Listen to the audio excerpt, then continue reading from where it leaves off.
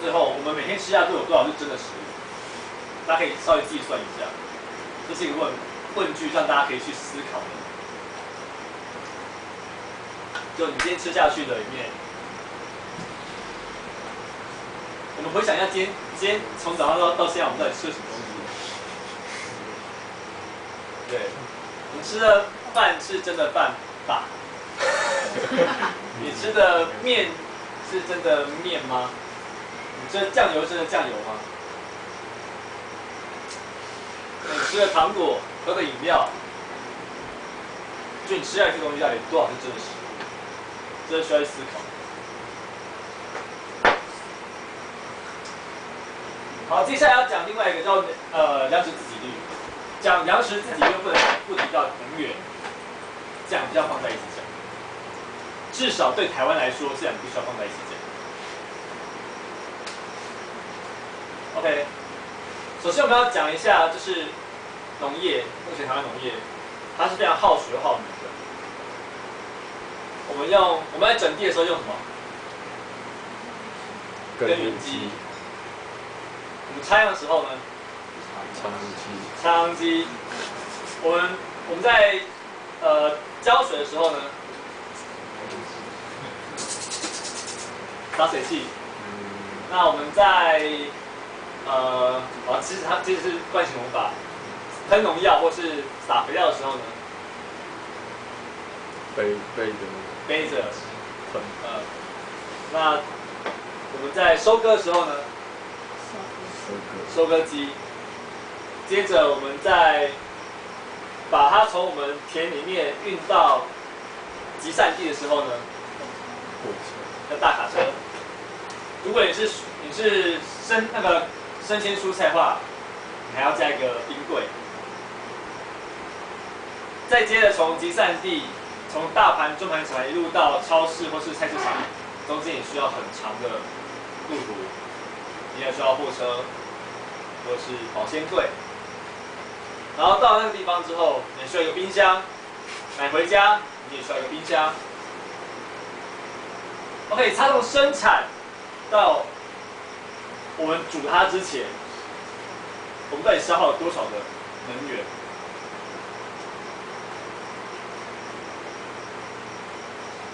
那在所有能源当中，我们其实用到大量的石油，我们用掉大量的石油。OK， 可是我们真的仔细去思考一个问题：人类的历史到底有多久？这可能不一定啊，有几十万年、几百万年不一定。从有农业以来就有1万年了，即使是中华文化5000年，现在也有5000年了。那真正石油文明出现的时间有多久？100多，还不到200。在可预期的未来，它可能到200多一点点，我们石油可能就没了。但是我们的生活形态因为石油已经有大量的改变，剧烈的改变。石油的话，我们该怎么种菜？该怎么样运输？该怎么保存？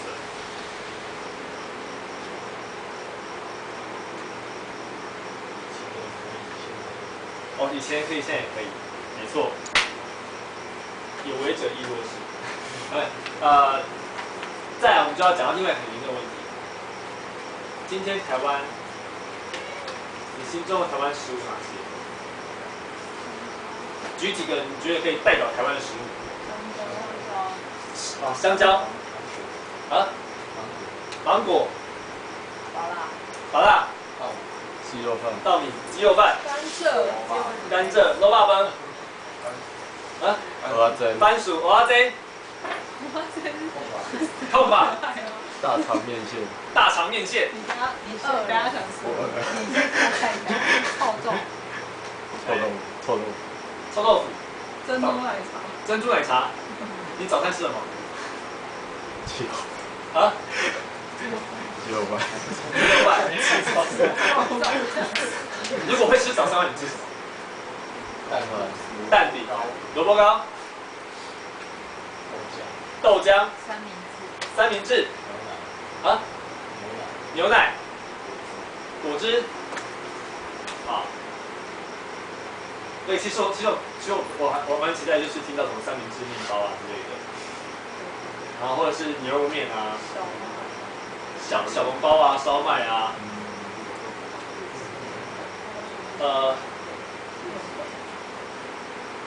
我们一个讲好了，牛肉面，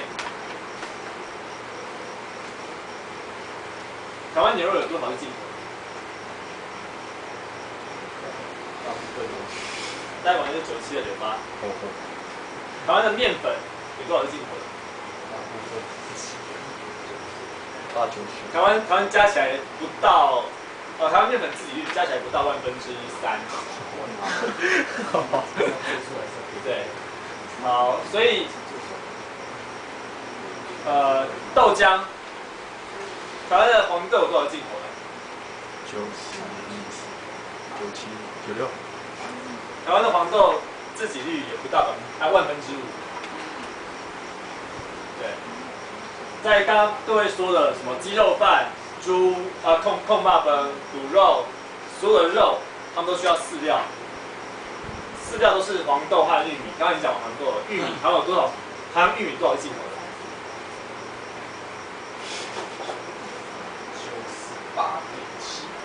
？98.7%。台湾的玉米自给率也不到1/5。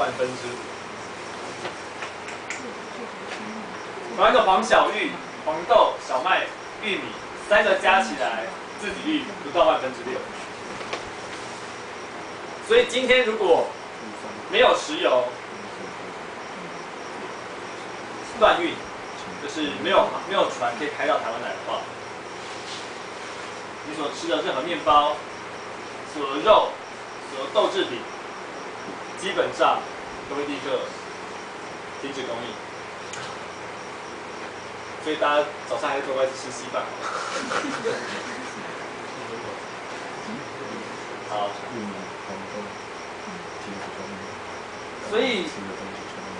所以我还会说，能源跟粮食自给率非常有关系，至少在台湾。我这边列出2个年份，1962跟2012。在1962年的时候，台湾的粮食自给率是125%，也就是我们自己吃完之后还有多，就是我们4个人可以吃5个人份啊。在2012年的时候，台湾粮食自给率剩多少？在场各位有知道吗？30几。对，32%。也在短短50年里面，我们不但跌破了自给率100%，我们甚至跌了将近100%。好，那这代表什么意思呢？代表当石油越来越贵，货运不想要载粮食的时候，那台湾人100个人里面只有32个人可以吃得饱。你觉得我们会是那32个人之一吗？根据统计，一个国家如果有5%的人民吃不饱，它的国家犯罪率会上升非常多。10%的人民吃不饱，这个国家就开始进行暴动、各种抗争，甚至叛变、革命。还没。那茉莉花革命就是因为粮食危机造成的革命。我说的是引爆点，不是长久以来累积的不满。在2008年的春天，因为气候异常，所以导致全球的小麦欠收。所有的小麦生产国，包括印度、阿根廷、乌克兰、俄罗斯、澳洲、美国，全部都禁止出口小麦。所以导致阿拉伯的各个国家，因为即使有钱，他也买不到粮食，然后他们的国民有非常多人买不到食物吃，因此他们爆发了革命。在2011年的夏天，又再发生一次气候异常，粮价高涨，但这次幸好没事，因为还没有到禁运的那个程度。为什么这些粮食生产国要禁运呢？对，因为他们担心自己吃不够，到时候连自己国所以我们不能够再抱着说，粮食自给率低又怎么样？反正我们有钱就买得到东西吃。在他们自己国家吃不够的情况下，你有钱是买不到东西吃的。OK， 所以这是台湾粮食安全另外一个需要被注意的点。除了农业的那个基改、农药，然后食品业的各种添加物以外，另外一个需要注意的是，你可能连吃都吃不够，到时候人家有什么东西你就吃什么东西。哦，到时候我们可以靠那个统一企业，他们东西都不会坏的。好，再来，粮食安全我要讲的另外一个面向是外食文化。台湾外食文化非常非常的发达，发达的程度到就是我在台湾背包客很少看到，背包客栈很少看到厨房的。我在澳洲在打工度假的时候，每一间背包客栈一定要有东西就是厨房，但是在台湾因为太方便，那这整个文化的塑成，其实一开始是这句话。我们生活只剩2件事，哪2件事？第一件事叫赚钱，第2件事叫花钱。说真的，现在很多人的生活只剩这2件事，很可悲，但是这是事实。我们很努力的去赚很多钱，做我们不喜欢的工作，买我们不一定喜欢的东西，去讨好我们不一定喜欢的人。这是我们现在很多人的生活。那很多人会觉得说，我赚钱我就要犒赏自己，我不能天天出国，所以我至少可以吃好吃的，只要会出去吃，然后有很多不同的选择，很多异国美食，然后很多的夜市、便利商店非常方便，所以我们不需要自己煮菜。然后有非常非常多的外食部落格和出版和那个书啊或什么的会介绍哇各地好吃的东西非常非常多。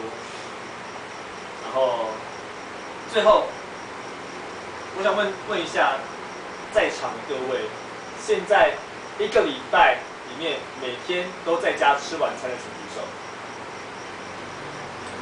谢谢。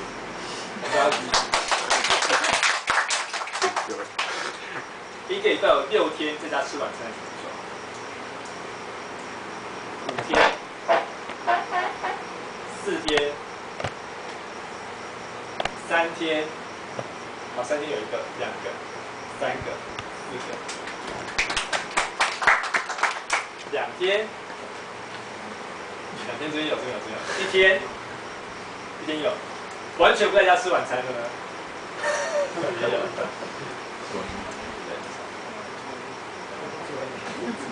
所以这其实是一个非常令人难过的事情。吃其实是人类文化当中非常重要的一部分，吃也是我们家庭关系当中非常重要的一部分。一起准备食物和一起享用食物，在从以前到现在，一直都是维系家庭感情最好的方法。但是我们晚餐餐桌不再热闹，所以我们家庭文化就慢慢的消失了。所以我们的家庭关系被外食文化给偷走，这是我做出来的结论。也许有点太偏激，可是我觉得随着时间越来越久，我觉得这个情况越来越严重。因此，如果说今天我一定要给大家一个建议是，你今天回去只需要记住一件事情的话，那件事会是回家吃晚餐。对，因为你自己都知道，餐厅、夜市、便利商店，其实这里面的东西到底有多少是真的食物呢？他们用的料会比你自己在家里煮好吗？我相信应该都是在家煮比较安全。好，接下来讲了非常多令人沮丧的东西，然后我要给大家一些希望，所以接下来我会讲一些大家该去该怎么样在这个危机四伏的现代社会里面找到一些安全的食物。第一个，我们该去哪里买菜？首先，社区支持型农业，就是大家知道社区支持型农业什么意思吗？不知道可以举个手，我可以解释一下。OK， 好，谢谢。社区支持型农业就是今天有一个农夫，他决定要种菜，可是他不想把他的菜让大盘、中盘、小盘剥削，怎么办呢？他就到社区里面去找，我要种菜，你们需要吃菜，不然这样好了，我们几个一起就是合伙，你们投资我，像股东一样，那你们投资我的钱就是你们买菜的钱。接着我种菜，种完之后，这个菜我就会送到你们家去。这个概念就是社区协力型农业，它的概念是，风险共同分担，成本共同分担，成果收获也共同分担。OK， 它是用一个小的社区的力量去支持一个农夫，让这农夫可以跟这个社群彼此互相认识。这其实有一个很好的地方，它会很迅速的消弭的是不安全农药使用这个问题。我举个例子，在西周彰化县西周乡公所，他们那边有办一个计划，让他们乡里的托儿所每一个礼拜至少3天使用他们乡里面农夫自己的菜种的菜，所以每天早上就会有一个司机，然后开车，就是依照那个厨房开出来的菜单，然后开车去跟不同农夫收菜，然后那农夫都是住在西周里面的人。好，这件事情做了之后，第一个问题，今天我在种菜。我孙子在乡里那个托儿所里面念书，他们托儿所要我的菜，我还要用农药吗？我还要用农药吗？我不敢。好，那我不弄农药之后，我接下来就在想说，那我该怎么让我的菜种得更好？所以我开始学很多有机的一些方法去种菜。好。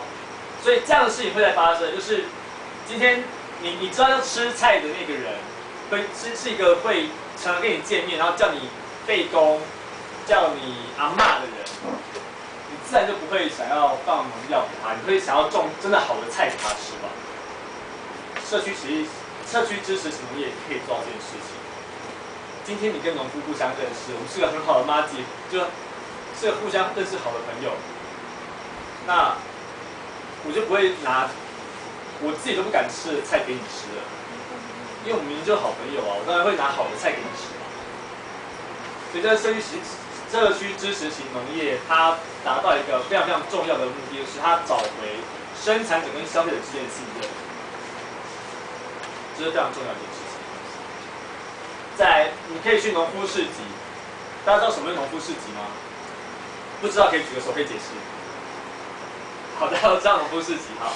我在那个附录里面有附全台湾各地农夫市集的那个地图，大家可以去看。第三是你信任的合作社，比较耳熟能详应该是像是主妇联盟吧。对，然后其实除了主妇联盟，还有很多不同的那个共同买菜平台，例如说部落易购，绿农的家，大王菜不子也许也算是一个，对，就是找一群你信任的人，然后有一个人出面去，因为你人比较多，所以可以拿到一个比较好的价格，在自家附近有善效。我是找这个，就是我们家附近有，我知道他在山上，然后种菜，然后他们都不用农药的，所以我就常常去找他买菜，然后还有我们家附近有自己养猪养鸡的人，然后他们的猪是吃。我们今天乡公所回收的一些厨余，而不是吃饲料。然后他们处理那个厨余也是先煮熟，然后放凉再给它吃。我有去看过，所以我们家会给他买猪肉这样子，就直接跟农家买或者附近有这样的小农，所以只要你们家附近有地，基本上都可以找到这样子的农夫。然后再来，你要建立一个自己的购买资料库，就是如果我要吃菜的话，该跟谁买；要吃肉跟谁买；要吃海鲜跟谁买这样子。好，接着要怎么样选择对自己身体好的食物呢？第一点，吃在地吃当季；第二点，还是吃在地吃当季；第三点，还是吃在地吃当季。我为什么要非常强调这一点？因为在地食物就是最适合这个地方生长的食物，在当季的食物就是最适合这个时节生长的食物，所以它不需要花太多心力去照顾它。什么是在地当季的食物？就是你到你们家附近菜场去看，堆的最高的那个很便宜，没有什么人要买的菜，就是最在地最当季的食物，所以就吃它就对了。它用农药应该会最少，因为它不需要怎么照顾。那我当然要省，农夫当然要省成本，他就不会放那么多农药。接着是吃食物，不是吃食品，就是吃从土里面长出来的东西，而不是吃从工厂里面做出来的东西。以植物为主食，而不是以动物或矿物，例如说色素或香精。然后买适量最新鲜，如果你可以一天买一次菜，就不要一个礼拜买一次，每天买最新鲜。好，然后把你自己种的东西来下菜，来那个入菜，使用你自己种的东西，香料也是，所以自己下厨，然后多煮自己种的菜，吃新鲜的菜，我不要把它放到冰箱里面拿出来。然后只吃天然的油脂或甜味来源，这是非常非常重要的事情。什么叫天然的甜味来源呢？直接吃水果或是蔬菜，比如说洋葱、萝卜、南瓜、地瓜，会比你吃黑糖或蔗糖来的好。但你吃黑糖或蔗糖，会比你吃果糖或是阿斯巴甜好。OK， 然后最后的一些饮食挑选指南，这个大家可以看过去就好。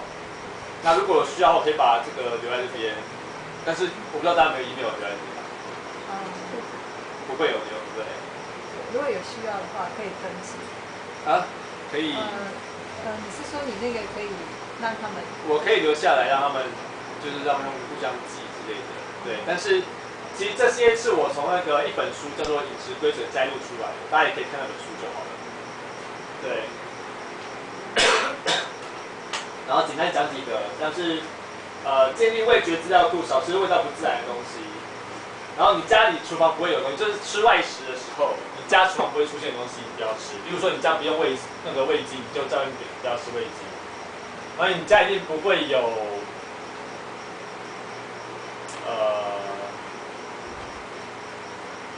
那种奇怪的鸡粉，就照样不要吃那种鸡粉。所以不要吃外面，就尽量不要吃外面的，对。然后宣称无脂或低脂的东西，往往会让你吃下更多的糖，对，这样才会有味道，就你身体才会得到满足。我们身体其实是很容易被欺骗。然后我觉得非常重要一点是，豆子就应该是豆子，而不是素肉。所谓的素肉就是添加了大量的调味料以及大量油脂去做出来的东西，所以豆子就应该是豆子啊，为什么要吃素肉？豆干吗？豆干也是添加大量的调味料跟油脂做出来的东西。OK， 然后还有像是吃由人类煮出来的食物，不是工厂煮的，例如说你不要吃那种中央工厂做出来的汉堡排，就是连接到下一个，在不同语言里面有相同名称的东西，不是食物。举几个例子，像可乐、麦香鸡、薯条，OK， 他们在不同语言里面有相同名称，它不是食物。好，然后再来，OK， 如果真的要吃零食的话，请自己做，就会让你减少吃零食的想法。就是说你要求自己要吃零食都要自己做的话，你会觉得很麻烦。然后或者是你做完之后发现，为什么我只是做1罐饼干会用到1罐油？那你发现这件事情的时候，你就会少吃它了。然后超值全餐只有超值热量，然后吃适量，尽量就只煮适量的东西，吃得完的东西。如果你真的有厨余的话，然后你又没有人可以帮你处理厨余，例如说男朋友或是你家小狗，那请把它做成堆肥。海鲜呢？啊？海鲜，你说那个避免生态冲击大的这个吗？OK， 这个是在讲说，什么叫生态冲击大的食物？就是食物链最顶端，以及所有生物的幼儿状态。例如说，你去吃鲨鱼，或者吃尾鱼，它们都是在食物链最顶端的那个生物。你把它吃掉的话，那它对于整个生态的冲击非常非常大。然后，再就是不要吃布拉提。布拉提是一种特别的鱼，它叫做雾挠。它大概只能长到那么大，就很多人说布拉提它就只有长那么大，吃它有什么不对吗？吃布拉提没有不对，不对的是捕捞的方法。布拉提它用的网子非常非常细。所以在捕捞的时候，往往会不小心把其他鱼苗也捞上来，那渔民都会把其他鱼苗丢回去，挑出来丢回去。所以这么小的鱼苗，你抓起来丢入海里面，你觉得它还活得下来吗？那它的误捞率依照季节不同，最低可能是1到2%，最高可以到75%。所以它会把非常多其他的中型的鱼类的鱼苗给杀死，而中型的鱼类是大型鱼类的食物，所以它会造成整个生态系的崩坏，所以我们可以吃的鱼就越来越少，因为最基础，就等于是你把一堆婴儿杀死的意思。OK， 所以幼苗和食物链顶端的鱼类、海鲜这样的食物，生态冲击小的食物，那海鲜的话有很多，像是贝类、虾类、蟹类，这些生态冲击比较小。好，最后是一些参考资料，我简单讲一下。美国的农民哪里去了？那这个是在讲说，农业变工业化的一个过程，在1980年代的时候。孟山都幕后推手，就我刚刚跟大家说，美国国防院的那个国务院的角色，然后粮食自给率就是台湾目前粮食自给率的那个状况。然后孟山都眼中的世界，这是一个 YouTube 的影片，1个多小时，大家可以稍微看一下孟山都是怎么样透过基改去影响这个世界。然后沙鹿农场就是在讲我们现在每天吃的黄豆到底怎么来的，非常非常的惊悚，对。没有到血腥的镜头，但你看完之后会觉得非常可怕，而且你会知道，原来热带雨林不是用砍的，是用其他方式，也不是用烧的，是用其他方式在消失的。How to Feed the World 它也是一个短片，就是告诉我们，这个世界上其实并不是不够东西不够吃，而是我们分配不均，以及为什么会分配不均。然后直接跟农夫买台湾农夫市集地图这几个东西都是给大家一个参考，就是你可以直接上面买到你需要的食物。然后最后的参考资料是一些书籍，饮食规则就是我刚刚说就是最后面那些挑选食物的一些规则。这边我上次跟那个国信我有讲过，上次来的时候就跟他讲，他问我说你们有推荐哪本书？我说我最推荐是这一本饮食规则。这本书它是由杂食者两难这个作者写的，但是杂食者两难根本就是天书。好，因为它天书就是它比较难阅读，它很艰涩，就是饮食规则简单到不行，对，非常非常好阅读，就是即使你是小学3年级的学生都可以读完，可以轻松读完，所以这个是我非常推荐的书。